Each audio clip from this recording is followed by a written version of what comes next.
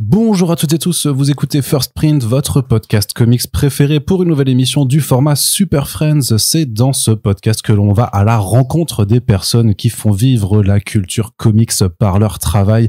Et je crois que c'est notre premier interview international de 2025, puisque on aura le plaisir dans cet épisode d'accueillir Patrick Horvath, l'auteur et dessinateur du titre Beneath the Trees Where Nobody Sees, qui vient de sortir aux éditions Ankama. Un titre d'horreur qu'on pourrait vous présenter comme une rencontre entre Dexter et Petit Ours Brun, qui est absolument fascinante et qui a rencontré un vif succès aux États-Unis et on lui souhaite la même chose en France. Donc après le générique, on se retrouve avec Patrick pour une discussion qui sera en anglais intégralement. Merci à toutes et tous de nous écouter.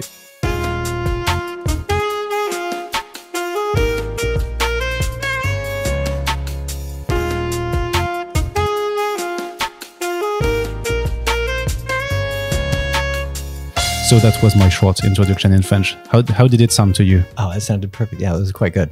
So welcome here, Patrick. So you are Patrick Horvath, and we welcome you on our podcast First Print. You are our first international guest for the year 2025. Oh, it's an honor. Thank you so much for the invitation and for this distinction. I wasn't anticipating it, and I'm very overwhelmed. This is great. Thank you. Okay, so you can pay us later if you want to. No problem. No problem. Just send me the Venmo. So Corentin is with me also, so he also has questions to ask you. But first, we always start by the very broad question that we have to ask for every time we have a first guest in our podcast. So who are you, Patrick? we know that we know your name, but we don't know really who you are. So what can you tell us about you, and more specifically, without going in your childhood or your teenagehood, what are comics to you? So how did you grow up in regards to comics and drawings in general? Sure. So yeah, I'm Patrick Horvath. I'm an artist in the broadest sense. I can, for my taxes and stuff, I just call myself an artist. But generally, I'm a filmmaker and a cartoonist. So I write and I draw comics. I'm based out of Los Angeles. A lot of my the art that I do is pretty much in horror, almost exclusively. And it's not necessarily by design, but that's just kind of the community I found myself in.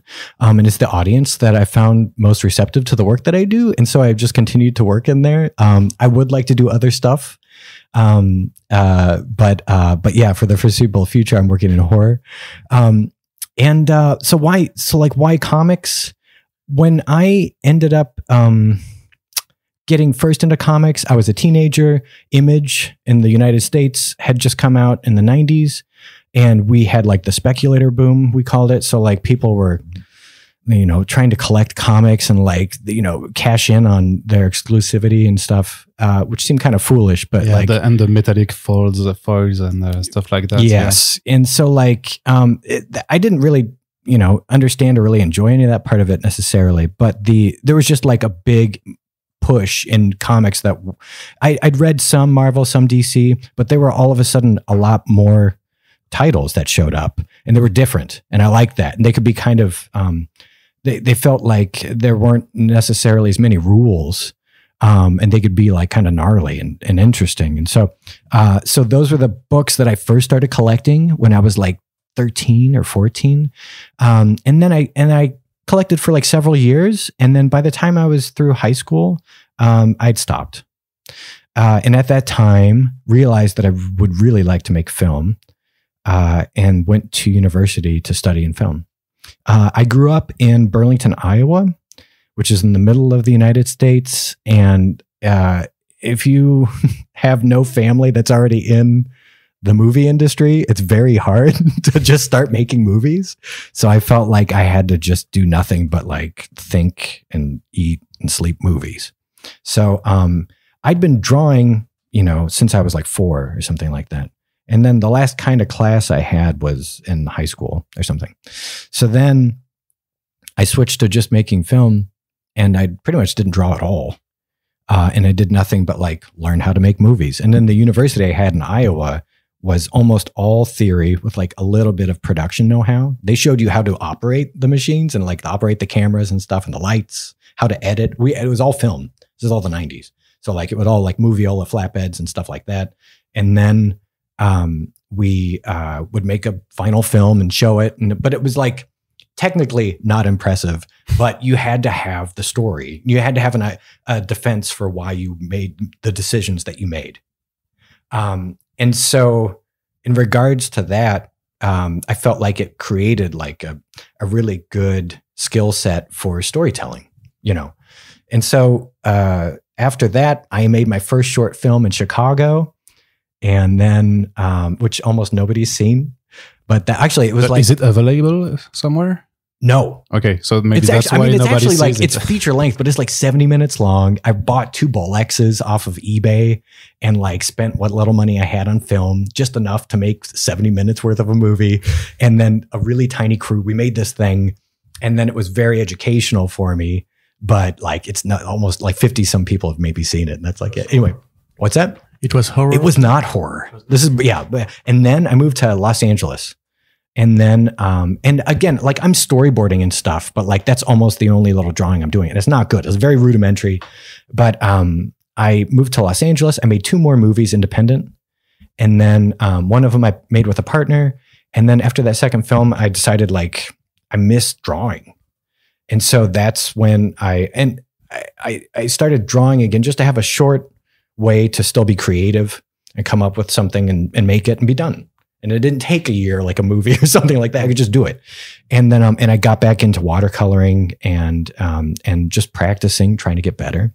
And then it was around that time, and I was like, if I wanted to, I could probably do comics. It'd be a much easier way to do storytelling. And the thought honestly was like, it takes forever to make movies. Like to make a movie takes like a year and a half if it's going really quick. But that doesn't include the years it takes to develop the movie and finally find the money and make it. So it takes like 5 years sometimes to make a movie, right? On the scale of like the small stuff I was doing. So the idea was in between movies, I would do comics and then, you know, and then kind of feed both those passions in my brain. And that was like 2011, 2012. I did some pitches around 2017 with another writer to show around. But again, nobody knew me in the comics industry at all. And nothing really happened to any of that stuff. And then, but I was posting daily drawings, especially since like 2013, just every day on Instagram or Twitter or whatever, just to practice and do it. And then, I had a writer who did Ice Cream Man, W. Maxwell Prince. He reached out and was like, would you want to do a cover for Ice Cream Man? I was like, sure, this is great. It's going to be published cover. This is amazing. So I did that. That led to doing Ha Ha. And he wrote that script specifically to my strengths. And he was like, I love seeing you doing floating stuff. I love seeing like, you know, I like the clowns that you do. Would you want to do this? Here's the short. He gave me the pitch of the story. And I was like, that sounds amazing. That would be an honor. Thank you. Yeah. And so that's how that came about. And then right around that time too, or just before that time, I did Free for All.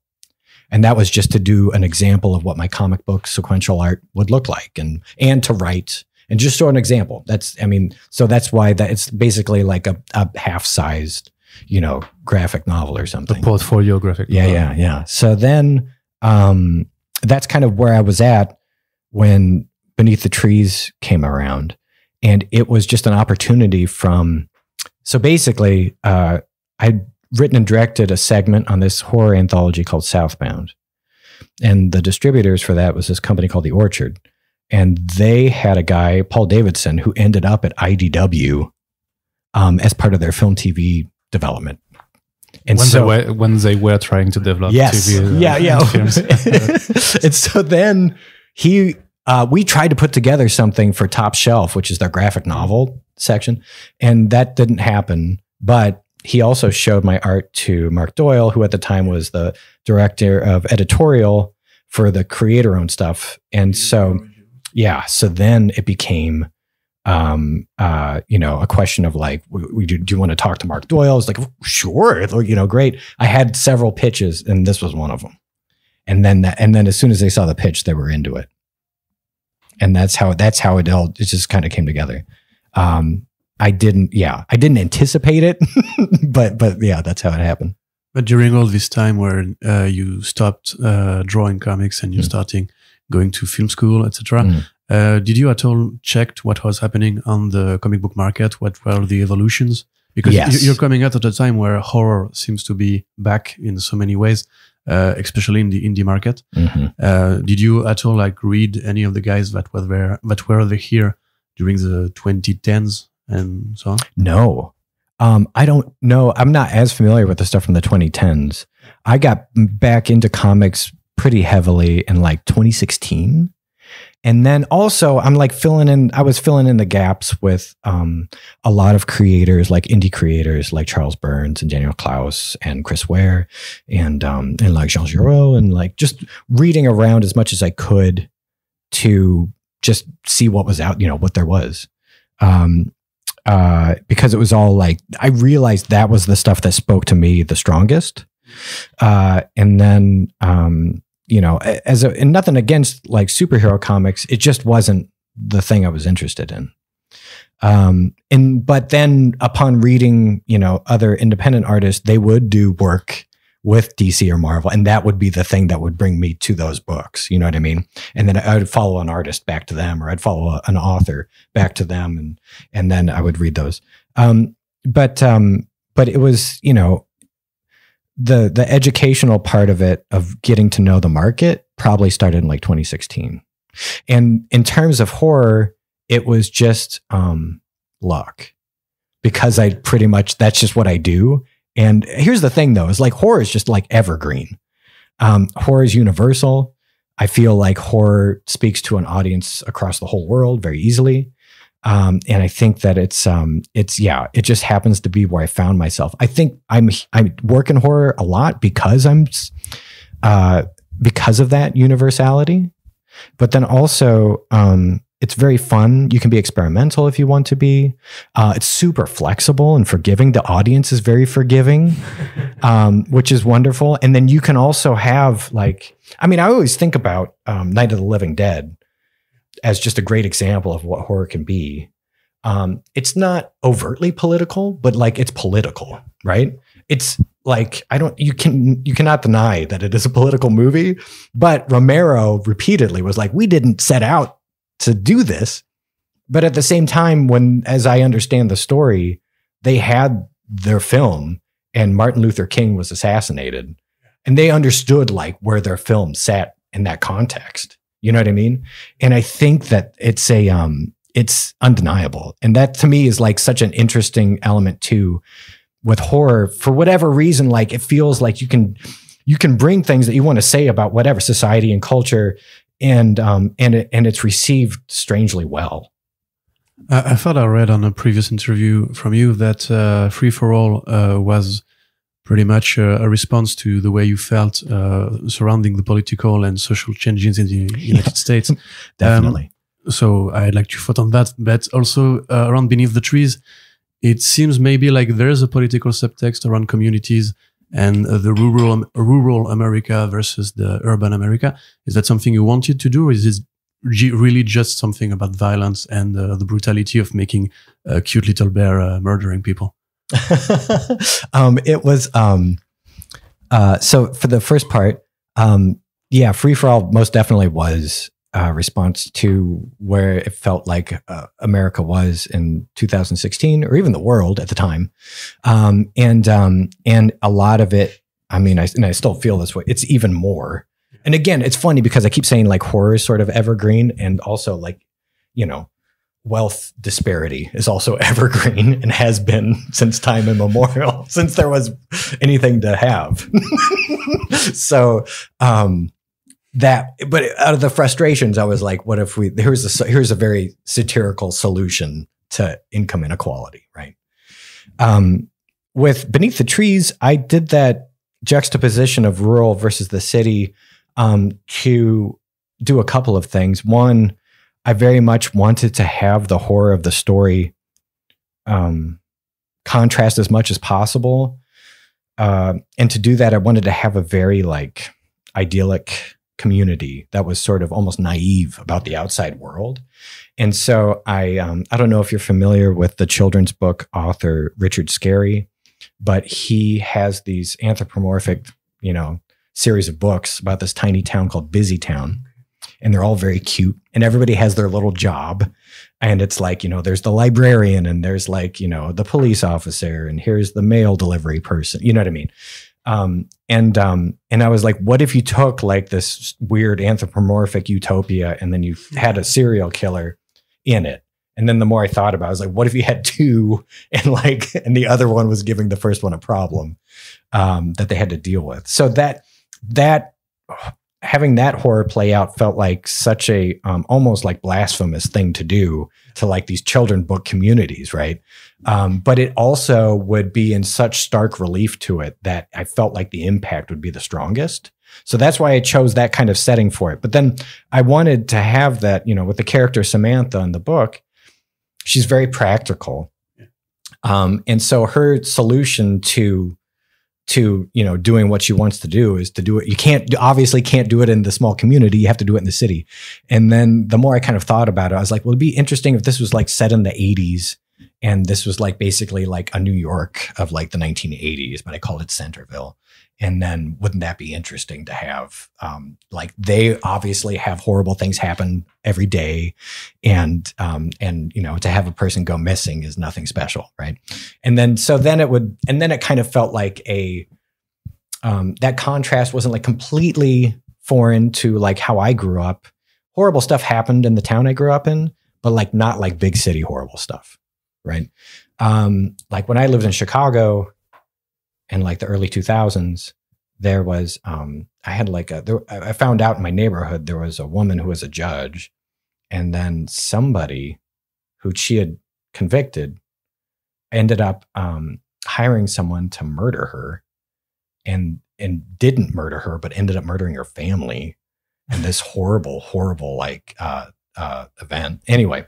And then he left because she hadn't shown up because she was late. Anyway, it was crazy. And I came home and there was like police tape everywhere. And then they were literally broadcasting the news in front of our apartment building. And I was like, this is a very big city moment that I'm having right now. Right. And I think that sort of impact is kind of what led to that decision as well, of just like, this happens a lot in the big city, not a ton, but you know what I mean? Like it's a relatively like, it's not a foreign occurrence. Like it happens. And something like that would be completely foreign to me in the town I grew up in. An obvious question, evidently, but I suppose that was the original choice that you made for the graphic aspect of it. It really looks like a children's comics in so many ways. Yeah. Not in the, I don't know how to translate mise en scène in English. Je comprends mise en scène. Okay, oui. Great.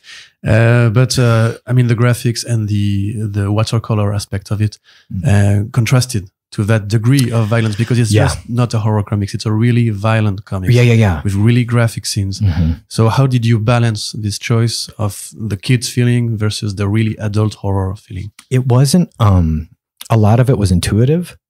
I didn't necessarily have a plan or like, a ratio that I wanted to follow. But when as I was doing it, it felt like, it felt sort of natural to me in terms of like how the horror should show up as, to make it as big an impact as I could. Well, it's pretty grounded in terms of the violence. Like a lot of it's not splatter horror. No, it's not. That's a good point. It's really bloody, but it's not splatter. Yeah. It's not exploitative, I wouldn't say. And a lot of it's quite, I would say like a raw, very like, it's just blunt. You see it's in your face, but it's not, you can't have a very much distance by the, bloody effects or gore like you can have in a movie like a Terrifier or something like that. Yeah, it's not. Yeah, exactly. It's a good contrast to highlight for sure, because I felt like, and nothing against those films, that's not my cup of tea. I don't necessarily like my horror like that.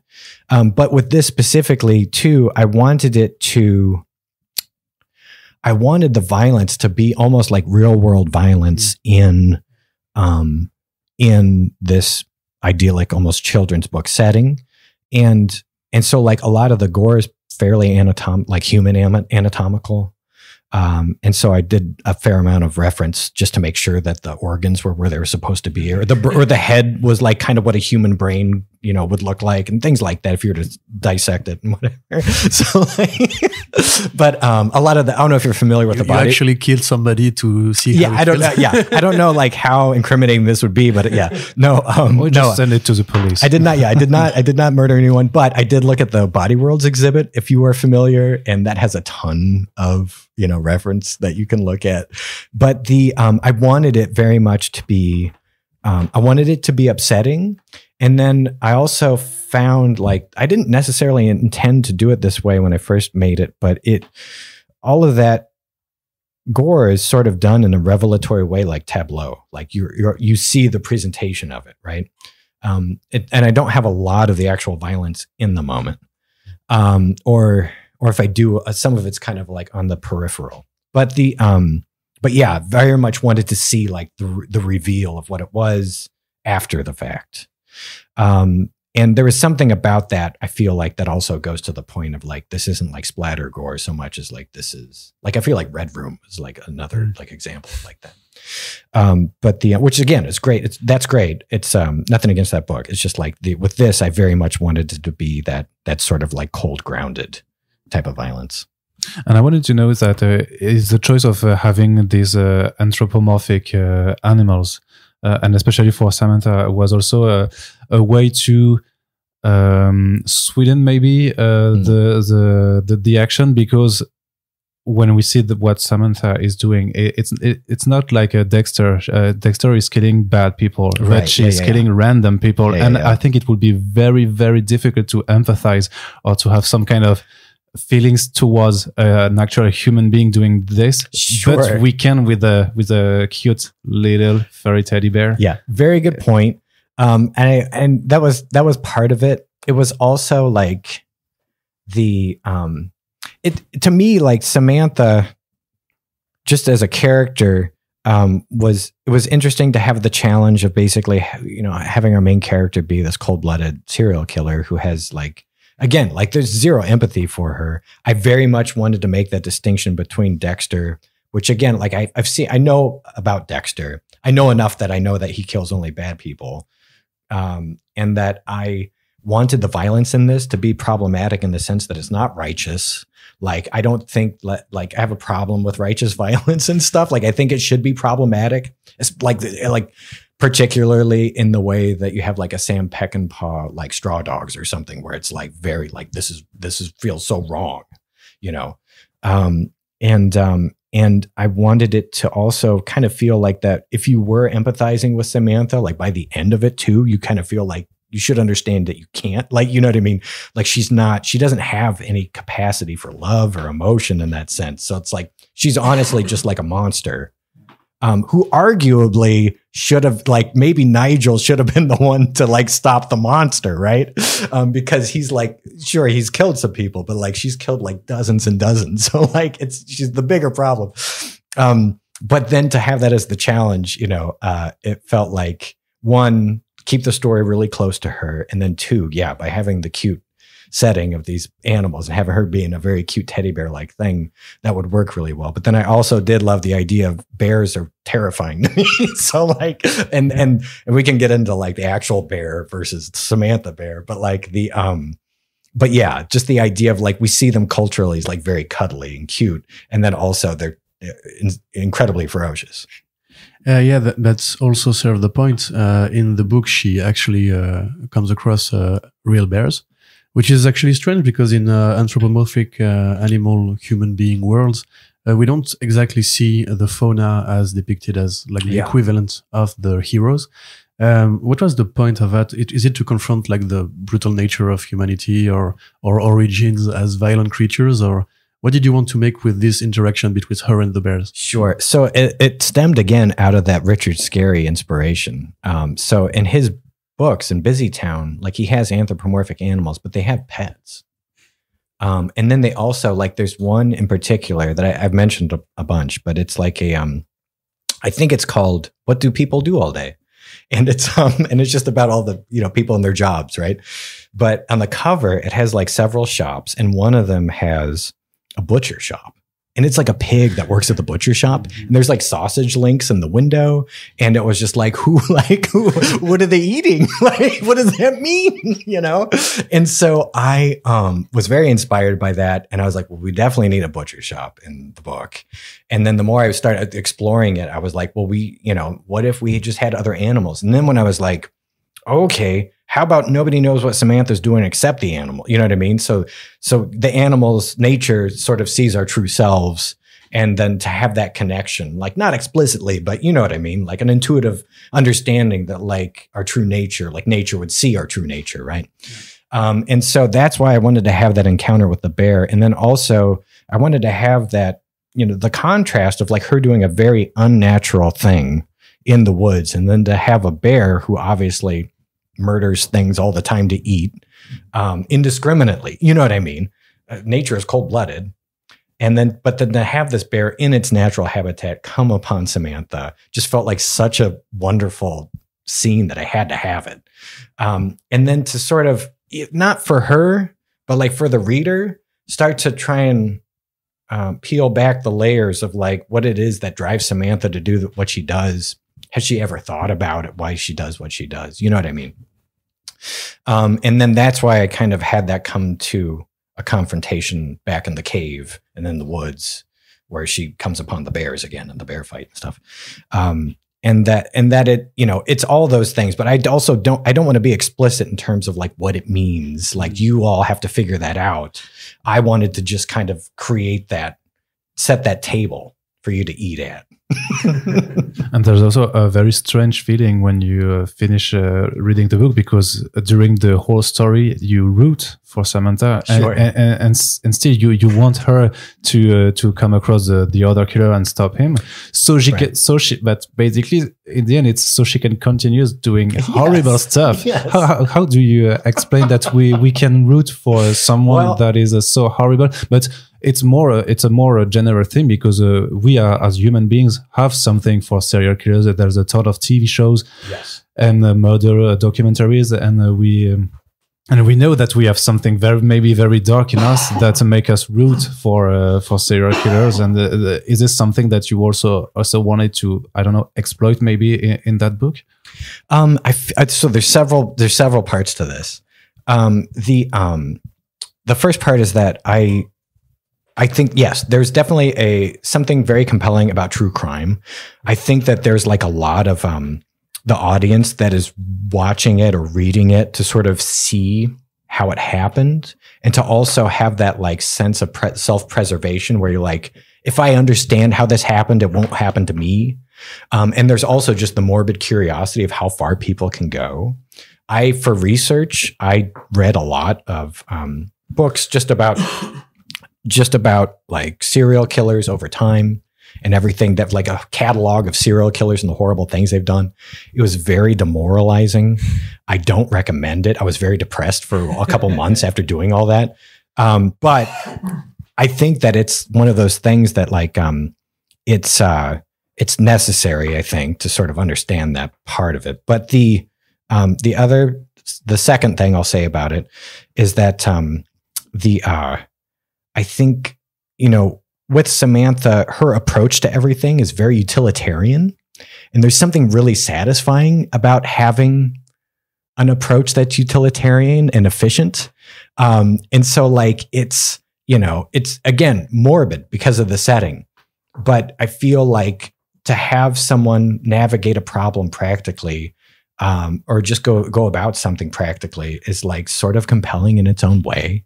But then also the main thing for me was like, how am I going to get the audience to just like want to stick around for a main character that is a serial killer? And I did it as to just give our main character an existential crisis, right? So like her secret life that she's been living has essentially, it's been flipped upside down because of Nigel and what he's done, or just the fact that like somebody else is there. And then when she realizes that he knows all about her deal, like it's very problematic for her and sends her, unraveling because of it, because she had thought she was always a couple steps ahead of everybody. So then it turns into, I think all of us can relate to thinking we have life figured out, and now life's been turned upside down. and we have to figure out what to do about it. And that, in its most abstract sense, is like why I gave that to her, to help us kind of relate to a killer in as close of an emotional way as possible, even though it's like very abhorrent. We also have stereotypes about what animals can represent to us, sure. And I was wondering also, because you mentioned just before that we have also the image of the bear, the real animal, can be terrifying, and there's actually an exhibition right now in Paris about the story of the teddy bears, and which goes back to when we were literally living in caves, and where the bear was really like the alpha enemy of humankind. Sure. But it was replaced afterwards by the lion, and the bear was represented like a more goofy animal. We have the circus bears and stuff like that. Yes, yeah. And it goes back to the teddy bear, and now it's a cute animal. And I was just wondering if you wanted to go back also to the roots of the bear, sure, as an animal figure, because you could have chosen like a rabbit or a mice or even or a dog. There are other cute animals that could be serial killers, and sure, you can just do the contrast between the figure and the reality of what she does. So why the bear? I think, well, I mean, initially this all came from a drawing I did in 2017, and it was a anthropomorphic bear walking down a hillside with an axe on their shoulder, and then that was the main inspiration. And I think I initially chose the bear because it was very cute, but I understood it as a thing with a capacity for like total violence. And I feel like I do love this idea, though, as like a reclamation of the initial monster of our nightmares. And I'm gonna stick with that angle moving forward. But I feel like I mean, that was it. It was very much like wouldn't it be great if this very cute thing was actually, terrifying, not necessarily the town, but like the people in the city or whatever. But to your point, that's why I also made Nigel a mouse. Because I wanted to play against type of, animals and preconceived notions. So I wanted to take a very meek animal who felt like they had to try harder, you know what I mean, to get like, whatever. Obviously, there's a lot going on with Nigel and him trying to court Samantha in whatever, relationship he thought they might be able to have. But yeah, definitely. So you said you have studied film. A question I had was, obviously, you can't make this story into a movie. It wouldn't look the same. It wouldn't feel the same, because you have this graphic approach and the fact that there are animals. But regarding the aesthetic and the choices you made in terms of layouts and shot value, I was thinking maybe because he died recently, but there's a feeling of Twin Peaks-like thing, because we have this small community that's hurt by violence. But you have like maybe specific influences in mind when you chose to compose your shots and placing your cameras and devising the aesthetic of the city? I think David Lynch was, to speak to his influence, like I've, and amongst millions of other people, have just been steeped in David Lynch's, artistic influence. And so like to take like a Blue Velvet or something, and you have the sinister underneath, like the idyllic small town, definitely was at play, but like not explicitly in my mind. It's just, but that's probably my go-to like example of like a successful depiction of that. Like that there are Franks, the character of Frank is pretty much everywhere. And that's, and there's a sinister part of every town, regardless of how idyllic it looks, right? But in terms of a lot of the shot choices that I did, like a lot of the layouts that I did, I feel like there's no explicit like corollary of other artists, of other filmmakers who inspired me necessarily. But that is to say, like all of them probably.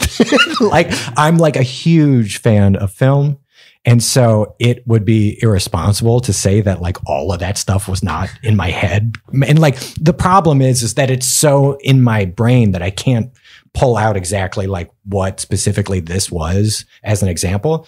I mean, I can definitely look at stuff and say like, oh, looking at this reminds me of this, but like I didn't do anything in particular as homage or anything to a specific filmmaker or film.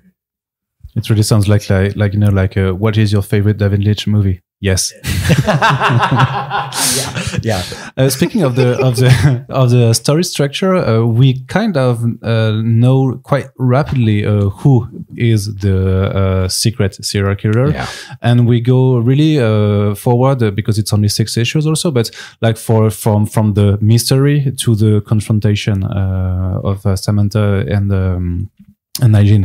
And I wanted to know, in terms of storytelling, if that was a hard balance to find between the two parts, because you might have wanted to maybe keep the mystery a little bit longer, but then you'd have to rush the fight, let's say. So how did you do that? It's interesting because like it's my first book that's been published. Every issue had to be 22 pages. That was just that was the parameters I was given. Yeah, because sometimes they allow to do a few more pages, exactly. But it's also more work for you, right, and sure. Maybe it's not paid. It's paid the same, so maybe it's right. Well, actually, yeah. But what's interesting is that I didn't know necessarily how to pace it out, but I was kind of like more like riding a bronco or something. like I'm like, I'm at a rodeo just trying to stay on the horse. Here's the story I have to tell. Here's the parameters. And let's see how well I can do it given the time crunch that I have to do it in. And I have deadlines and I have to get my scripts done on time and they can only be 22 pages. Here's the story I can tell. I was given an extra issue than what I pitched because I initially pitched 5 and they're like, traditionally we do 6. So we would like to give you an extra issue to let it breathe. That ultimately became chapter 3 with Melody and the butcher, and then what she was doing at home with the real doll that she had made of her late husband. Anyway, really creepy. And quite moving also. Yes, I was going to say quite creepy also. Creepy, but also universally understandable that she's grieving. Which we don't grieve the same way. Nobody does. Yeah, everybody is unique. Anyway, but that was, so yeah, the balance was like pacing. I didn't know how. I know there's definitely been folks that feel like it's rushed at the end. I wish I had more time to do it, but I'm still pretty happy with how it all paced out, to be honest. When I got to the end, it felt like I didn't want to have like a really bombastic confrontation. Like it felt like it needed to be like Samantha doesn't really operate that way. So it felt silly to do it in any big over the top way. And instead, like, I was like, well, she's so practical. And he's kind of, obnoxious and not really, he doesn't think that far ahead. So like it, made sense to me to conclude it the way that it concludes. But it was a challenge. And at the same time, I really enjoy, very limited parameters. One of the films that I made, I co-wrote and co-directed with a friend. It's called Entrance. You familiar with what is their name? I'm going to totally blank on their name now. I feel horrible. Belgian filmmakers, they're brothers. They made this, Le Fils, La Promesse. Le Frère Dardenne. Le Frère Dardenne. All their films, I love them. So we were going to make this film called which wasn't called Entrance at the time, but we made this movie that was like, and at the same time that summer, that we decided to do this, we had Halloween 2 from Rob Zombie had come out. Oh, yeah. And we were like, wouldn't it be cool if like this was, if there was like, if you had a film, are you familiar with the films from La Frère Dardenne? Like, I'm not. Yeah. So like, there's no music, right? Except for music that shows up in the movie, right? That somebody's playing on a radio or something, right? There's no cutting. So the camera stays like a solid shot for the coverage of the whole scene. And then usually there's like a central character. They have some sort of existential confrontation, and you're watching them wrestle until they decide what to do about it. Like all their films are like the same in terms of that, super limited in their parameters, right? And so we made entrance like that. We were like, what if we did a Dardenne film, but it was like a slasher? And that's exactly what we made. And it was like super low budget. We made it for like $12,000 or whatever. But we got like IFC Midnight picked it up, and like Stephen King liked it. And we were like, cool, this is, you know, we struck a nerve. And I think the reason that it was so effective was because we stuck to these parameters with this like no music outside of the film, no cutting. So like when it gets gnarly and it's like a slasher film, there's no cutting. So like that type of like forced engagement for the viewer was what was very compelling for them, right? Some people hated it, obviously, but it was polarizing. Other people loved it. We were like, cool, we obviously did something good. Like we have a strong response. So that's just to say, like, I think that parameters like that, limiting ones, are very like good for me as an artist. You seem to have set some ideas that you'd like to reuse later. IDW already announced that there's going to be a sequel. Yeah. But before we talk about that, it feels like it was kind of a success story for you. Yeah. I mean, the book was a really smash hit in the US. Yeah. We said before the podcast that Hunter Gorinson was wanted to book you really soon with the Free for All print comics. Ankama has released the book like actually quite fast regarding to the way comics generally tend to travel the ocean to come to France. Mm-hmm. It's actually a really great edition. Yeah, so how do you feel about your first foray into this strange market? It's really overwhelming, but in a very good way. Obviously, like I'm thrilled with the success that it's had. You always hope that something would happen like that. But I mean, I had anticipated a much slower beginning. I was expecting, like, traditionally in the States, you come out with issue 1 and that will make the most sales you'll make. And then you're going to have attrition. So it'll go down from like, you know, fingers crossed, it's your first book. Nobody's known about you. Maybe 10,000, maybe 12,000 copies issue 1. And then like 8,000 copies for issue 2, 6,000 for 3, and so on. This one was like, it sold out in 3 days. And then we did 3 printings of issue 1. We did 3 printings of issue 2. And then 2 printings of issue 3. Like that's nuts for a no-name creator. So I understood intellectually that I had a success, but I did not understand like how I had a success. Like it was crazy to me that it did so well. And I've basically been trying not to think about it, to be honest, because I didn't want to get too involved with the mental gymnastics of trying to do something good again and leaning on stuff that was proven to work well with the first book. So yes, we're doing a second book. And I had a very tough time in the initial first chunk of the book to make it as strong as I felt it needed to be without making it like the first time around. And we figured it out. I'm very excited about it. But it's been tough, but great. You know what I mean? Like, obviously, like I'm very excited. I had a day job. I was able to leave the day job to just be working exclusively on drawing and writing. And again, like a bunch of other publishers have reached out. They would all, like many want to work with me, which is crazy to me, but that's great. And I've already done a couple things. I did a short for a DC horror anthology, and that has just come out in the States. And then we have there's a Creep Show short that I have done that comes out in February. And so those small opportunities were wonderful. And then, you know, a lot of it kind of comes down to just my availability now. And I am working on the second book, so that's going to take a large chunk of 2025, and then we'll see what I can do after that. But I also want to write for other artists as well, which would be something I could do in addition to while I'm also working on these pages. So we'll see. But it's incredible. It's been incredible. I think there's something we didn't touch about your success or what might have caused the success of this book. The cover for the first issue. It's really striking, and I remember because I didn't know you before, and the moment I saw this cover, I knew I had, there was a gut feeling that okay, so this book screams quality or something really appealing, because you see the bear, you see the bag with the blood, with the how did you work that cover? Was because you know that you have to make a first impression in a comic book or even with an online announcement. So you had to do something really, really striking and really powerful. So how did you work at that first cover? I had a couple ideas. This was one of them.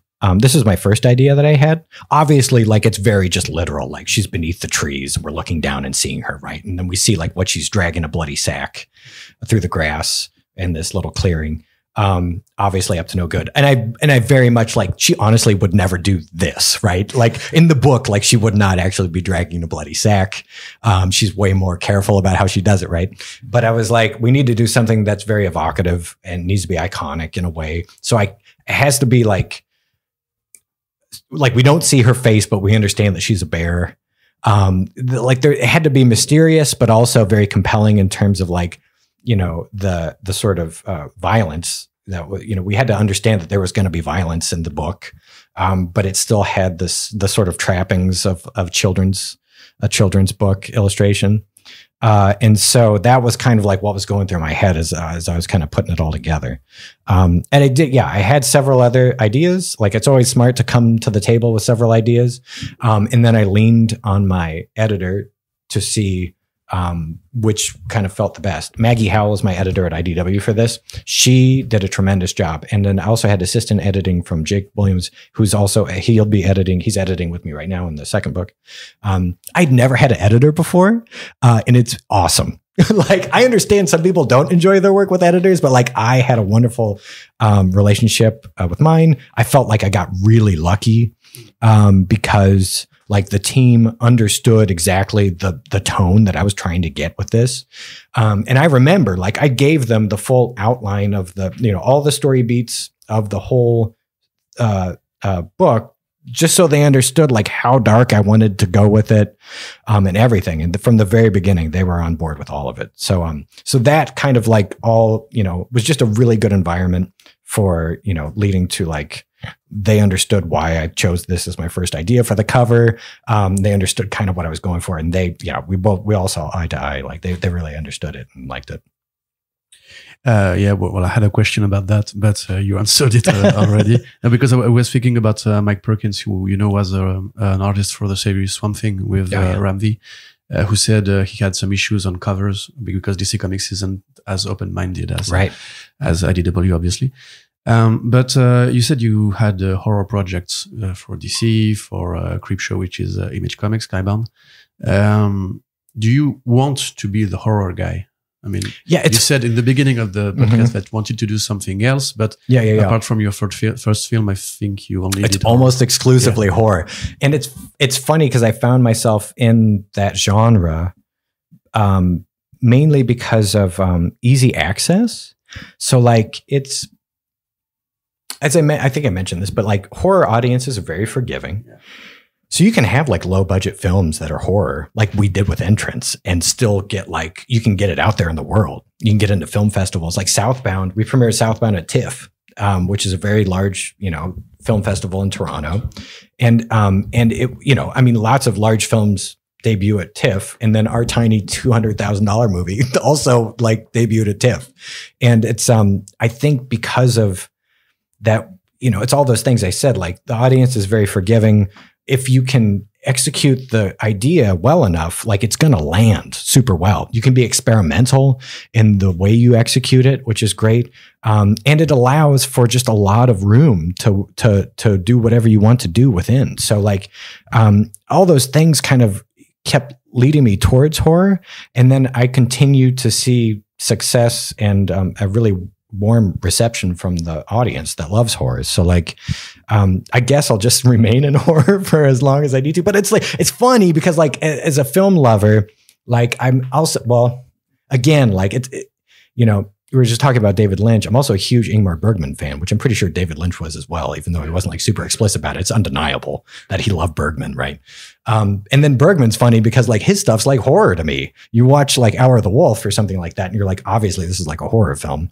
It's very psychological, but it's like sort of even like Through a Glass Darkly, which I forget, I don't know the French title, but it's also you're essentially watching this woman sort of spiral out psychologically, which is very similar to almost every Bergman movie. Like it's very, very similar plotline. It's you know, I do like other genres, but I just kind of keep finding the inroad through horror, even though it like, you know, so this is like kind of a children's book with a horror element, right? And so I can't help thinking that way. Same thing with the title. So like the title is Beneath the Trees Where Nobody Sees, which is from a children's song called The Teddy Bear's Picnic. I heard that song when in like the 90s or something. And this song is from like the 1920s. I think it's from earlier. And then they came up with lyrics to it, the music in the 1920s. And then in the 90s, it was on TV in the States for like a compilation of children's songs. And it's like beneath the trees where nobody sees, they hide and seek as long as they please, because that's the way the teddy bears have their picnic. And then I was like, what do the teddy bears do beneath the trees where nobody sees? And it stuck. And I immediately went there. Like just my mind went to the sinister, you know, reading of like Beneath the Trees Where Nobody Sees. And so when I back in 2017, when I drew that bear, and I was like, that was another reason why it had to be the bear, because the teddy bear's picnic. So I was like, yes, that would be funny to have a serial killer story like this, and it would have to be called Beneath the Trees Where Nobody Sees. And there's especially something really catchy about the where nobody sees, because immediately you want to see what nobody sees. Exactly. Like you appeal to our inner curiosity. Yes. Absolutely. No, that's great. Are you tempted, because you mentioned a little bit that you already have found the right idea for the sequel, but there's something with the sequels in horror also that and especially with great horror sagas right now that have been trying to do some meta commentary on the horror genre. So do you still wish to do something that is really straightforward, or are you trying also to maybe do a commentary on the slasher or serial killer genre in the sequel? No, I think it's going to be pretty straightforward. I feel like, which I do appreciate, sort of meta commentaries that are in, you know, different genre projects. They tend to be very clever and fun. I'm like, I think that tendency is becoming more and more popular. Especially like, I feel like there was like a watershed moment with like Cabin in the Woods. And then it just kind of became like everything was like, oh, what, I mean, like obviously like Scream was the big one, but then there was kind of a lull. And then like, I feel like Cabin in the Woods was a very like hit you over the head, like obvious, like meta horror film. And so, anyway, and I appreciate that. I'm not going to call myself a contrarian, but like I tend to like veer away from a lot of trends. And with that, like there's a lot of power in just being earnest in depicting the thing you want to do. And so that, I think that's why I'm probably always going to be like a straight ahead type of guy. We are going to be short on time. So last question, probably. I suppose you're still planning on doing movies in the future, but now that you had your first comics in print, a question that we like to ask people is, what do you think is the strength of this comic book medium, the art of doing comics? You actually did movies and comics, so you have maybe a better understanding of the differences between the two. And earlier, when I said you couldn't do this one into a movie, you seem to disagree with me, maybe. So how do you think you will approach your career in the foreseeable future regarding this two division? And what do you think you could do in comics that you wouldn't be able to do in film? Well, I feel like, I mean, obviously, I've never had this amount of success with any of the films that I've done. So for the foreseeable future, like I'm going to be working in comics. It's very satisfying. Again, because I get to do all those things on my own and work on my own, like my own timetable, in terms of like, obviously I have deadlines, but I mean, like how I choose to get there is my own decision. And I just appreciate that amount of control that I have over everything. And in terms of the medium itself, to compare against like a film or a television show, this has, it's limitless. The only thing kind of holding me accountable is like my imagination. I can go as far as I want to, right? As well, it depends whether or not that'd be successful, but like, there's nothing really holding me back in terms of going as big as, there's no budget.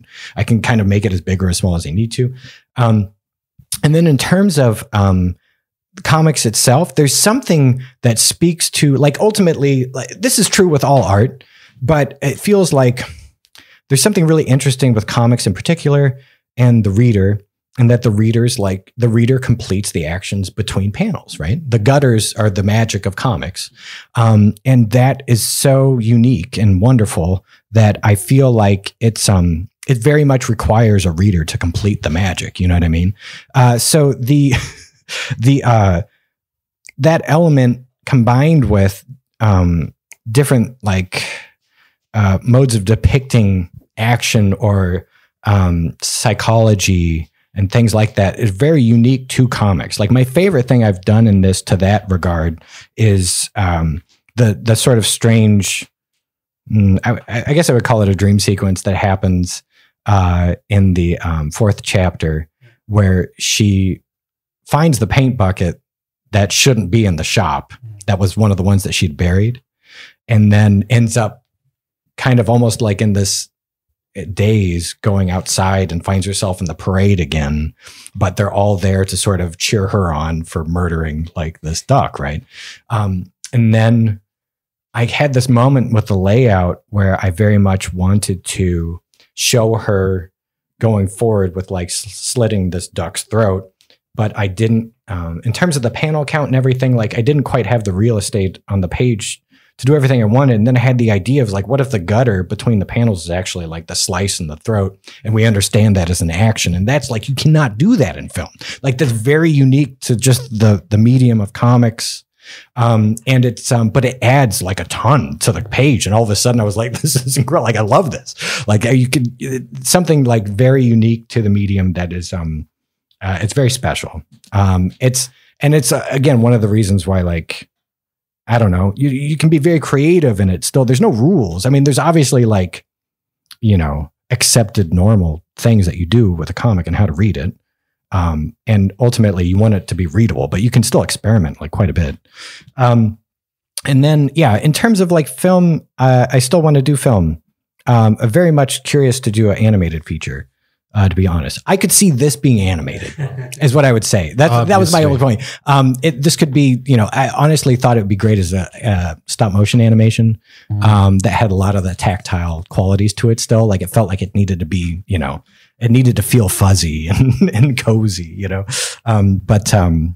But yeah, so I don't know. But for the foreseeable future, like, I will be doing comics. And we will be reading your comics. And that is great. Thank you so much for your time, Patrick. It was really nice to have this chat with you. Oh, it's a pleasure. I sincerely appreciate the opportunity. Et on vous rappelle que si vous avez apprécié ce podcast et que vous souhaitez nous soutenir tout en soutenant le travail de celles et ceux qui y passent, vous pouvez déjà vous procurer Beneath the Trees en librairie aux éditions Ankama, et avec les sous qu'il vous reste, eh bien vous pouvez nous soutenir sur notre Tipeee, mais surtout partagez le podcast, faites-le découvrir autour de vous et lisez des comics. Merci à toutes et tous de nous avoir écoutés, et on vous dit à bientôt pour la suite de nos émissions. Ciao.